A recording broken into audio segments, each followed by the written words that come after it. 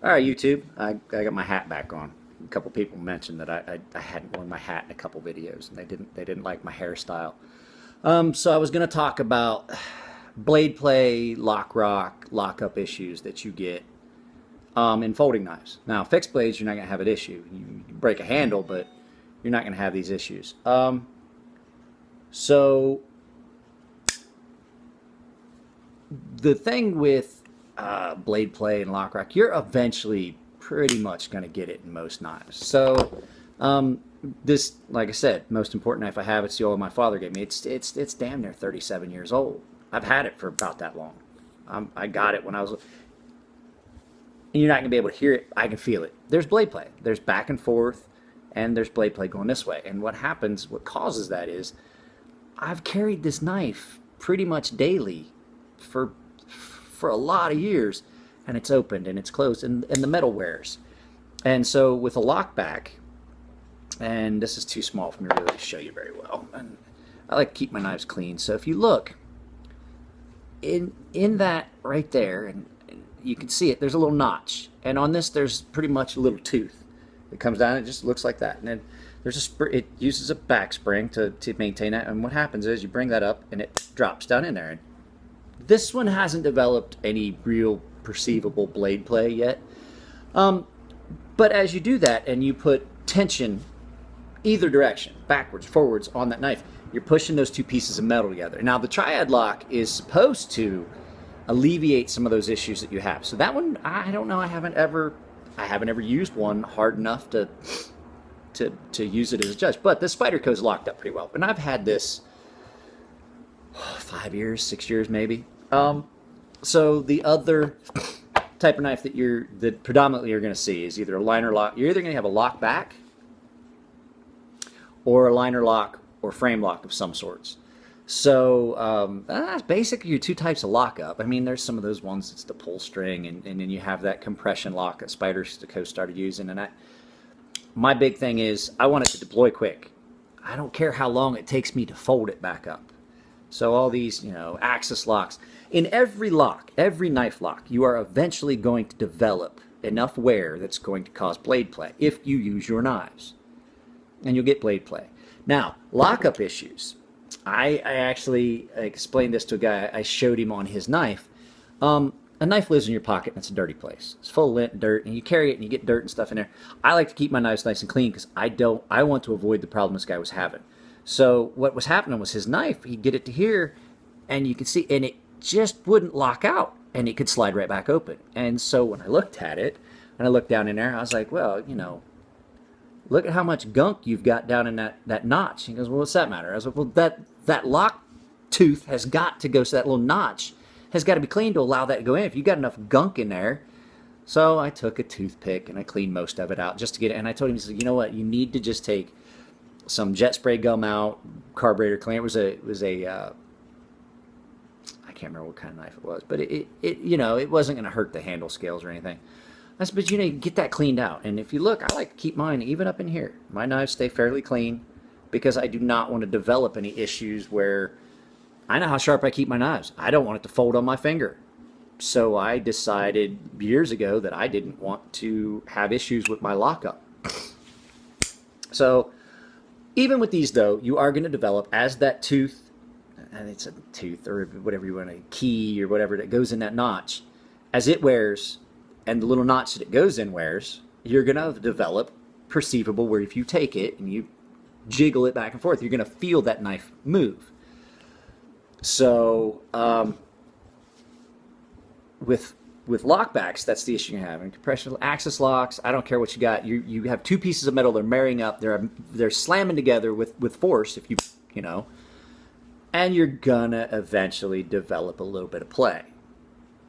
Even in my beloved expensive knives. Now, what some knife makers, let's see here, we'll hold this up.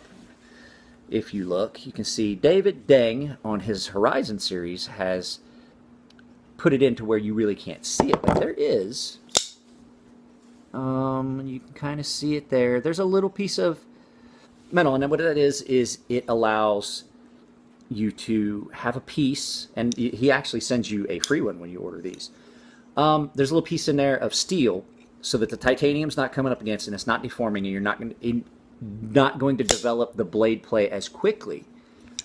But it's replaceable. It's replaceable. My Microtech has one. It's replaceable. You would send it in and they'd replace it. And the lockup on this one's amazing. So when you start to develop blade play in a frame lock, it's from a couple of things that could be happening. Your actual frame lock could be deforming as you know, as you're putting wear on. Eventually this will, and I would have to replace the insert. And that means that I could replace the insert and not have to worry about it. I've had a lot of Strider knives come in. I may still have one. Let me see. Let's go out. It may still be on a counter. I don't remember. I don't know if the wife shipped it. And it does not look like it. It looks like it went out. I sharpened a Strider for a guy, and he asked me if I could fix some rock lock. I told him he needed to send it back to Mick. But while we're here, I'll grab a beer. The issue was his was an older style that had the more radiused lock bar. So now I have a knife that has a radius lock bar, and I don't have the concerns with it that I would with a Sebenza, or I'm sorry, not a Sebenza, with a Strider. Striders are famous for having lock rock right out of the box, or developing lock rock within days of owning the knife. I don't think I'm going to have the problem with this because I've seen a lot of Elliott's knives. So my Ferrum Forge, and you guys are probably tired of hearing me talk about it, but it's amazing. So the lock face, or the lock tang on this knife is radiused, and it's radiused fairly well. I like it because, you know what? I'm pretty sure that even if it does develop lock rock, the way you hold that knife, you're going to be pushing that lock bar in, and you're going to lose that lock rock. So that can cause it. The wear that you get on that, and a radius, for some reason, some of those radius knives, if they're not done right, will immediately, I mean, we're talking within days, develop lock rock. It's so solid.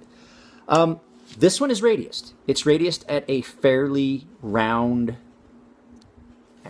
so smooth, almost fell on me. You can see it. It's not the straight or fairly straight that you get on some knives. So my React with the, God, I wish I had a better camera for this. It's cut at an angle, but it's at a straight angle. Radiused is it's curved, it's rounded. Well, hey, let's talk about my favorite beverage. Like the side of a beer can. That's radiused. It's round. It's cut in.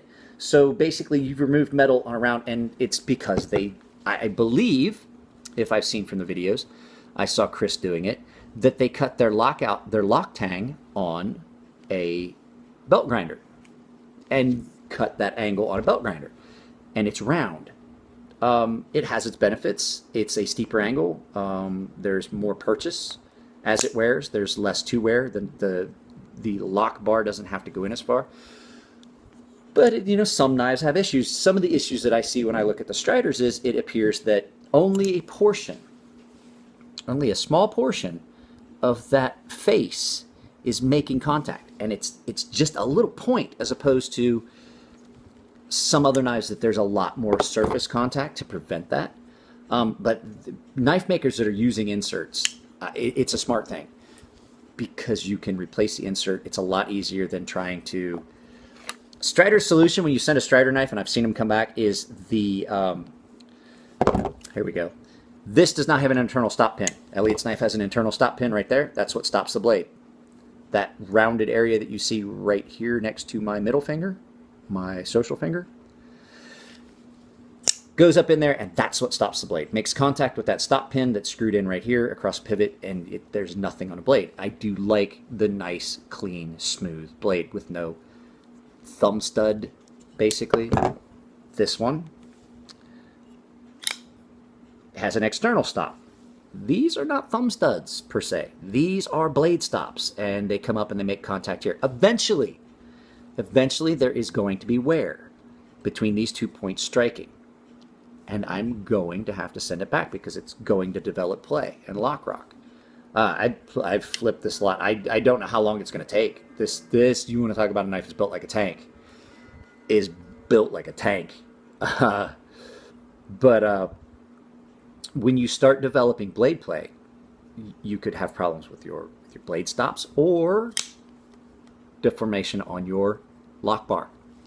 So it's always just with these, with every knife, the longer you have it, it's a matter of time. And the more, I said, I use this a lot. I've actually developed some marks on the edge, and there's a couple spots here because I was doing some heavy cutting. And the more pressure that you put in that, the more likelihood you're going to deform some metal and change things. So it's a matter of time. I know everybody loves their knives and nobody wants blade play. Nobody wants lock rock. It's a nightmare. You see the videos, people, oh, I got lock rock. This knife has had lock rock for about 15 years. I still carry it. I have no doubt that lock is still going to hold because it's still in there and it's still nice and deep. And even for as cheap as this knife is and was, it has a very, you can't see it.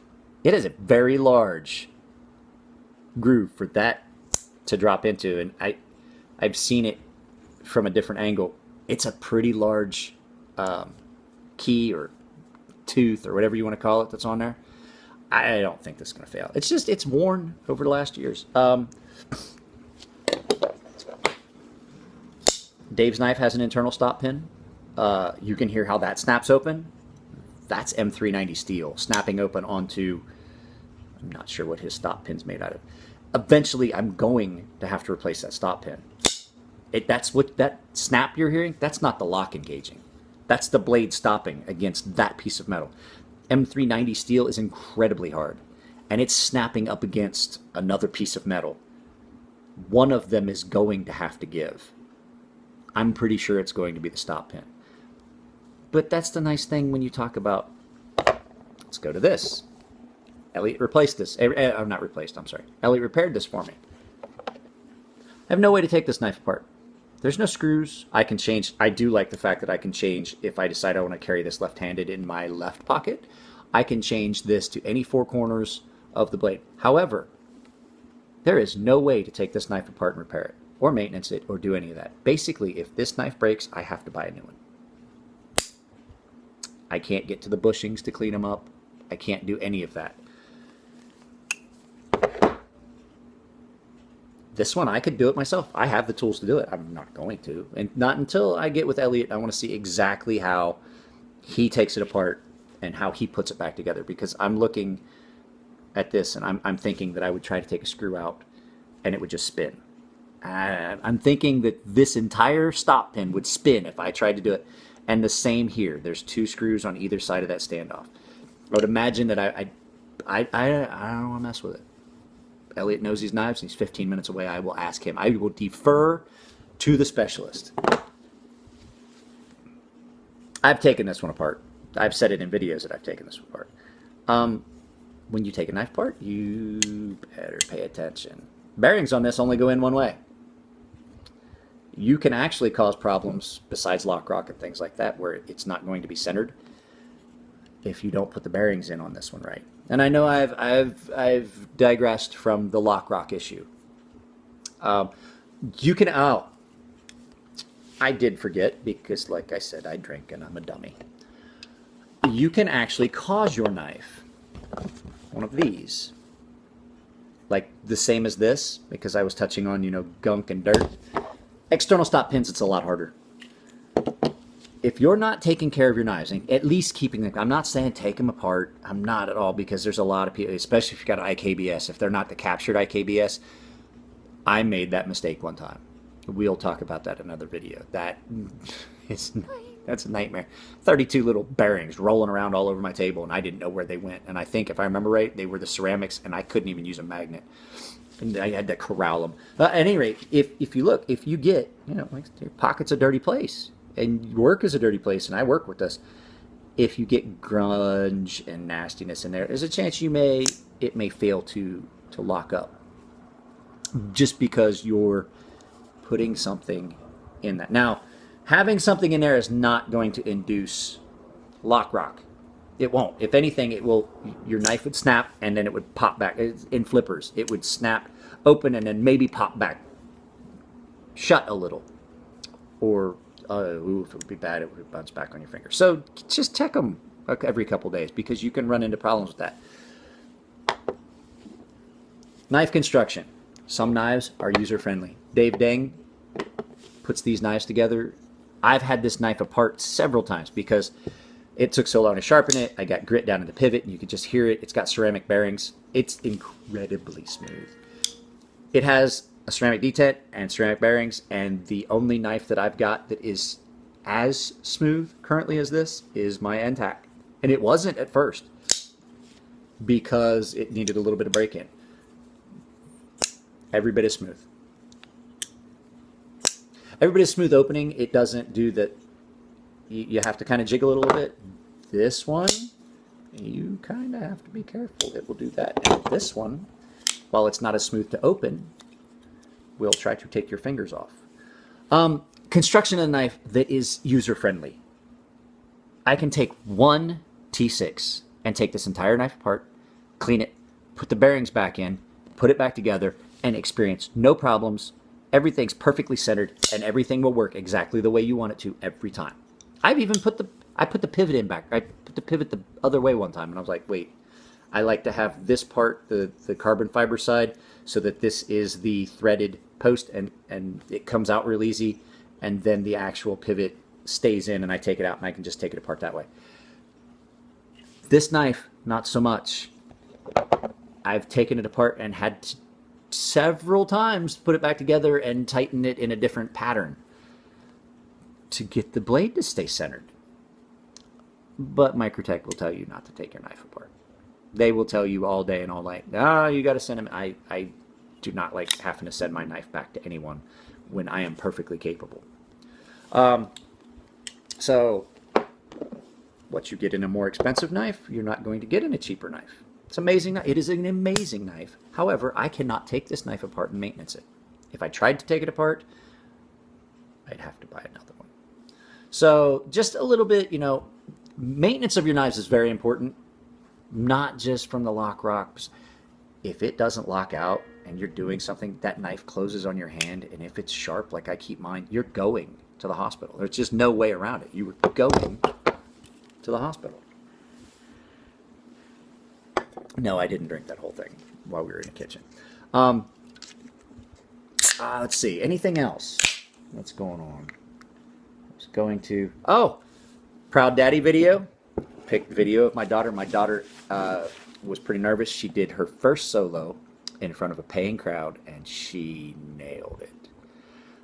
So if you get a chance, watch the video of my daughter skating. She's amazing. Skating for 18 months, and she took bronze in the California State Games. She's taken first in every other competition she's been in. And she was asked if she wanted to do a solo at the Kroc Center to raise money for underprivileged children. And, we paid for her to do it, but people paid to come watch it as well. So, I'm going to try and get some other videos put together with some other stuff. I want to try and I don't want to do the same thing over and over again. Oh, look at my NTAC, look at my NTAC, look where I got an NTAC. But, I'm still debating whether there's going to be a Sebenza video.